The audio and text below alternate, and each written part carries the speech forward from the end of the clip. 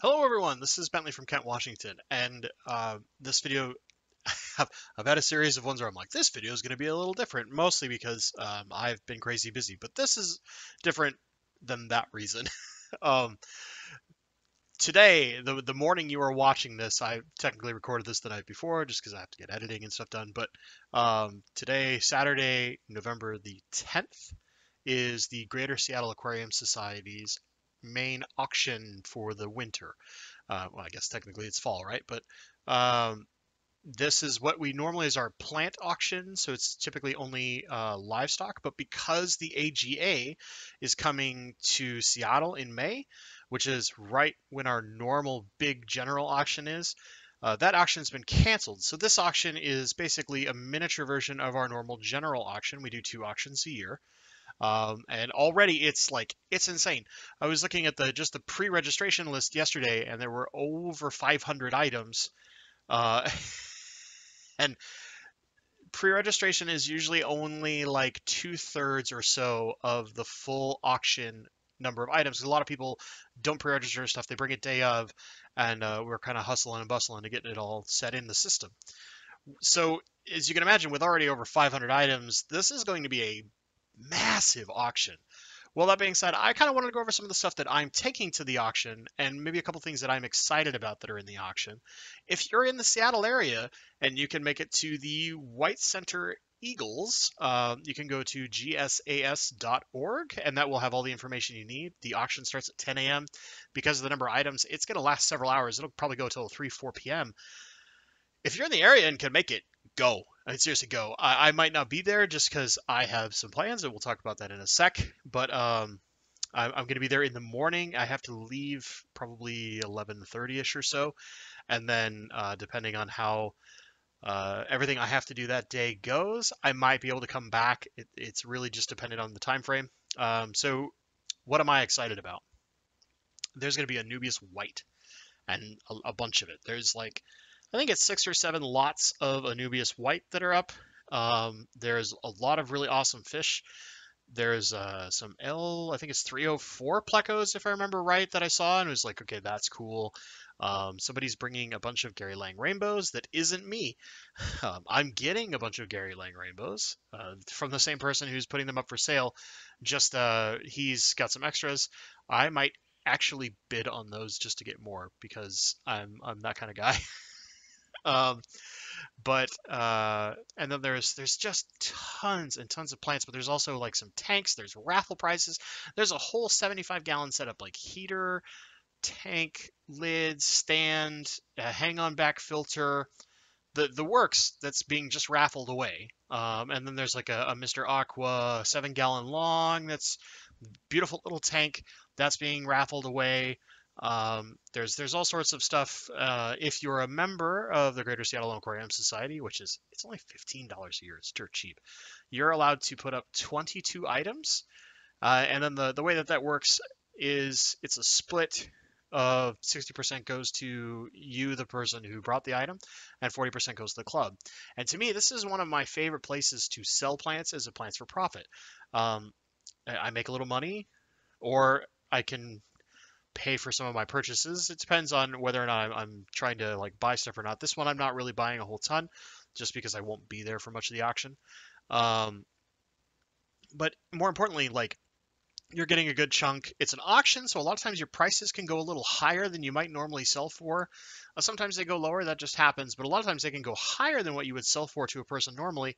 And then also you're supporting a local club at the same time. So it's kind of it's a two-way win, right? You're supporting your local club, you're helping make sure they can keep doing events, and then you're also getting a little bit of cash in your own pocket or awesome new stuff. So let's go. I have a video. Let's cut over to that, and I will go over all the stuff that I'm taking, my 22 lots. And you can take extras if you're going to donate to the club in our particular case. But I'm only doing mine this go around just because I've had quite a few customers lately. So I only have so much spare plants. And I know there's a few more people that are waiting on some really specific stuff from me. So that stuff hasn't been included. And then there's also stuff that like I have up on, say, Git Gills, which I've mentioned in a previous video. I actually put something new up, and we'll talk about that while we go through the plants. So let's check those out.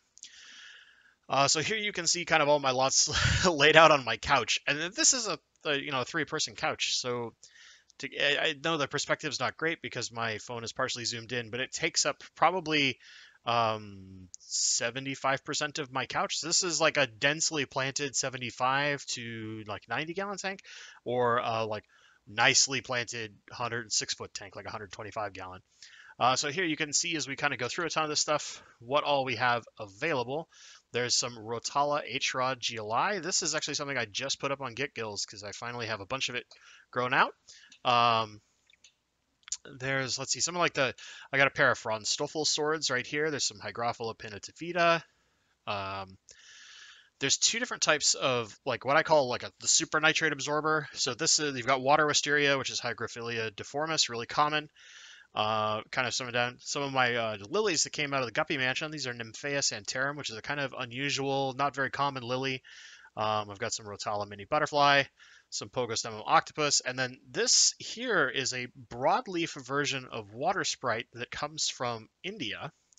It's really really cool. So it's kind of I use it as a floating plant, so it looks a little like water wisteria, but if you get it down fully submerged, take water sprite and just make all the leaves much broader. That's what you're looking at. So here's those Nymphaea santarum. This is just a super cool lily. It gets all sorts of colors, anywhere from just kind of a palish green all the way to like oranges. And each leaf can be different colors, which is really cool about it. This is the broadleaf. You can see right there, if you look, you can see some of the submerged growth, how much thicker it is than standard water sprite.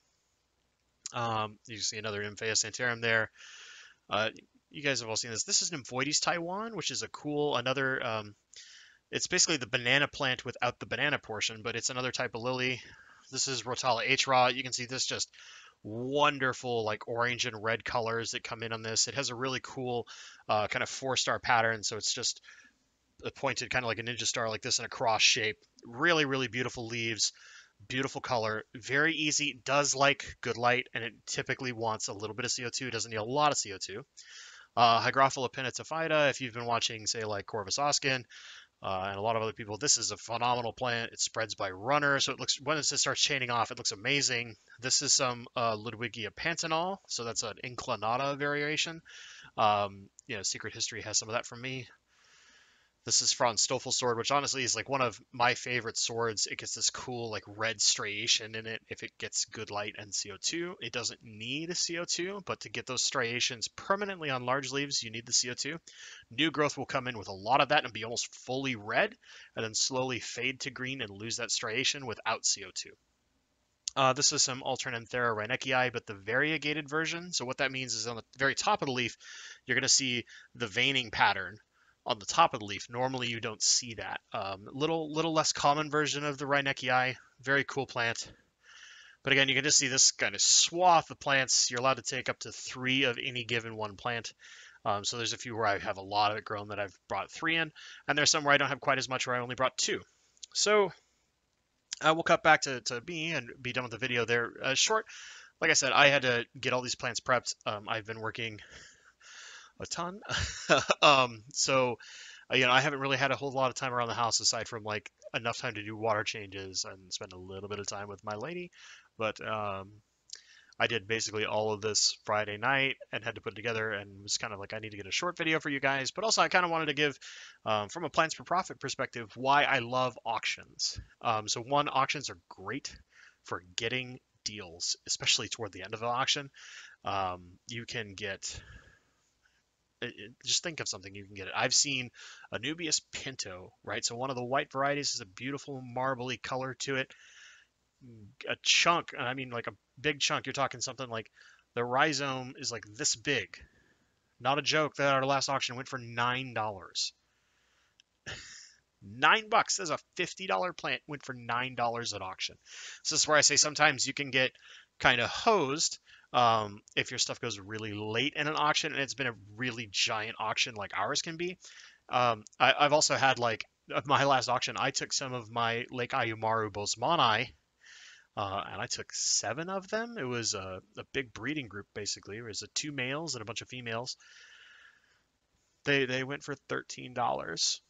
They were like the second auction that went up, and not a lot of people had really like crammed in yet. There were still people getting registered in line, and it was kind of soul crushing because they should go for like 15 a fish or so. Uh, so some guy got an insane deal on a bunch of bosmai, and they were all like 2 inches to 2.5 inches. I had been growing them for quite a while. Very healthy, beautiful color, all that kind of stuff. But sometimes you get really sick deals, and sometimes you're the seller on that really sick deal, and you're like just going. But then sometimes you'll have something like I had a batch of what I consider to be a relatively common plant. I only sell it for like $1 a stem normally, which is my Bacopa Yellow Flame. And I had a thing that was 5 stems that sold for almost $20. So, you have these highs and lows, right? I think that's the best part about the auction is sometimes you get surprised because it'll be something that people don't see very often, but might be common to you, and it'll go for a ton. And then sometimes you'll be like, oh my God, that thing's super rare. And you might just get lucky where people aren't paying attention because there's lots of conversations happening all the time. Like most of the time I'm going to be there. I'll probably be talking to like Randy from Agora's podcast, Alex from Secret History, Master Breeder Dean, all these people who I consider kind of my friends inside the fish club. I'll probably be babbling with them and waiting for like 1 or 2 lots before I have to leave. Um, and so I might miss something. I might miss something that's an insane deal and somebody else might get it. Or I might have something where I'm like, oh, that'll go for like $5 and then it'll go for 15 and be like, ooh, that's nice, right? So that's one of the things I love about auctions is like you can both score some really insane deals and you can also get a lot more money than you would normally get on your items that you personally would sell. And whether that's fish, plants, um, hardscape, tanks, all sorts of stuff gets sold at our auctions. And I'm guessing if you have a local club that does a big auction, the same happens at those too, where they sell all sorts of stuff and you can get some screaming deals and you can also see some stuff that goes for a lot more than you might expect because maybe that's just the thing that everybody in the room is really into that day. So speaking of why I have to leave the auction, I told you guys in the last video I was going to be setting up a really cool acrylic 75 long. That's in the works. I've been talking to Joel, although that might get delayed because he just had his daughter. Well, Victoria had the daughter. Let's be straight here. But Victoria and Joel just had their baby girl, which will be yesterday as you guys are watching this, so Friday. Which massive congrats to new parents of them. They're wonderful people. I saw them less than a week ago, basically. So it's it's kind of surprising to know that like I saw them right before the baby. So he'll probably be busy for the first few weeks at a very minimum. But I have confirmed with Joel we're definitely doing a project. We're building a custom stand. We're getting that thing plumbed, and we're gonna put a sump on that bad boy. So that's gonna be really sweet. That might get a little delayed, but uh, a fellow member of the club who's older, retired, and just he's got to move, and he's kind of getting out of the fish hobby just because he's getting up there. He can't really take care of some of his stuff anymore. He's gotten rid of all of his fish, knowing this was coming up, and I'm picking up a couple of acrylic tanks from him that are bigger tanks. So there's that.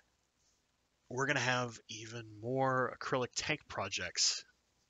Which my biggest problem now is gonna be I gotta find space in my house for these things, just because I play this kind of careful game where the way that my house was wired, 2 rooms where I keep some of my fish tanks share the same circuit, so I only have so much power before I blow that thing apart. And I mean, it just pops the circuit breaker. It's completely safe. It's not like a massive hazard or anything. So I've purposely dropped the power down some so that like when my dehumidifier turns on, I don't have to worry about it overloading the circuit and turning everything off while I'm at work or something like that, right? That's it's doomsday scenario kind of stuff. Um, so one of them is, if I remember right, they're both over 100 gallons. Um, he gave me some dimensions on the tanks. They're both custom built acrylic tanks by a builder down in Portland. So once I get them, I know one like requires a ton of cleaning and a lot of work, and that's fine, but it's supposed to be a bigger tank, and it comes on a stand with a sump, everything. So that thing honestly might get set up faster than the 75 long because it just basically requires cleaning, and then I think I got a pump and a heater and things like that. But I've got a lot of that stuff lying around the house in spare equipment. I kind of try always keep a little bit of spare equipment just in case. Which is my suggestion to you: if you pick up some spare equipment, maybe off Craigslist or something like that, just rat hole it away. You never know when you might need it. So those will come in, and I'll probably shoot a little extra video for Sunday or Monday And I know I've said like I'm gonna get a video out Wednesday, and then I've just worked a ton and missed it. But this will be pretty short. I'll just kind of preview those things. I have to go rent a U-Haul to go pick them up, which they're like an hour and a half away from my place, so I'll be going to the auction, leaving the auction early so I can go pick up a U-Haul, driving all the way to the peninsula side of Washington. I live in Seattle. There's a big body of water between us. It's easier to wrap around than to take a ferry for this particular one. Picking up some tanks. I might film a little at this guy's place as long as he doesn't mind. He's got some crazy stuff. One of the things he has, which I'm going to look at, I don't think I'm taking this home. He has a 300-gallon sump. Let that sink in. 300-gallon sump. Now it's acrylic, which is the nice part. And if I can, he said it needs a lot of work. He was going to try and convert it to a display tank, but then his health took a turn. So I might not be bringing that home, but I said I was going to look at it while I was out there. He's trying to basically just rehome the stuff. So I'm getting these for free. Full disclosure, I'm picking these up for free, but it's because he wants other hobbyists to get it, because otherwise it would be going to a dump for him, and he would rather it go to other members of the club. And he had been working with me trying to get them to our auction, and just the timing didn't work out on the manpower, and it needs a rental truck. Whereas if it's going directly to my house, I don't mind renting a van, not quite a big box truck, but I can rent a van because it's a little less of a hassle to drive. Go pick a few of those things up, and then we'll have some awesome new stuff to work on. Again, there's pending some space and power issues, but uh, I'm really looking forward. The bigger of the two tanks, which comes with a full setup, it's got its own stand, everything. Depending on the stand, I mean, if the stand's in bad shape, I got to replace the stand. But from the sound of it, it sounds like it's still sitting. He had to actually drain the tank. Um, I think yesterday or even this morning, maybe. So it's been sitting holding a tank for a while. Hopefully, it's just a nicely built, like 2x4 built type stand, and not like your prefabbed pine. The ones that most of your tanks that you'd buy at a store come on, which I'm not a big fan of those. But if the stand's nice and everything's good, I mean, we might have a full tank setup that just needs some cleaning. And if all it takes is some cleaning, that thing's getting cleaned and we're getting that thing rolling. It'll take a little bit of work just because of the size of the tank, and it's over 100 gallons, so it's going to take some extra. I'm going to have to do some specific heating, some bigger lighting, things like that, but it will get done, and that will be very, very fun. And then we'll work on the project with Joel later. So that's it, guys. Pretty simple. If you're in the area, please come out. If you make it early in the morning and I'm there, don't hesitate to come say hi. If you aren't in the area or just can't make it, look for your own local club, or maybe it's a local group that you get, maybe swap meets, anything like that, where you get an opportunity. These are great places to take a bunch of your spare plants. Like I basically have been growing stuff for about a month and a half or so, prepping for this auction, just to make sure that I had lots and lots of stuff, so that I have the best opportunity to either A, just make a little extra cash, or B, have lots of kind of what I consider free money to buy new fun stuff, whether it's some Snow White Anubias or some new rainbows. Who knows? Maybe even some cool Plecos. We'll see. We'll see what happens. We'll see what's up there, and what happens to go up on the block while I'm there at the auction. As always, guys, thank you so much for watching, and stay awesome.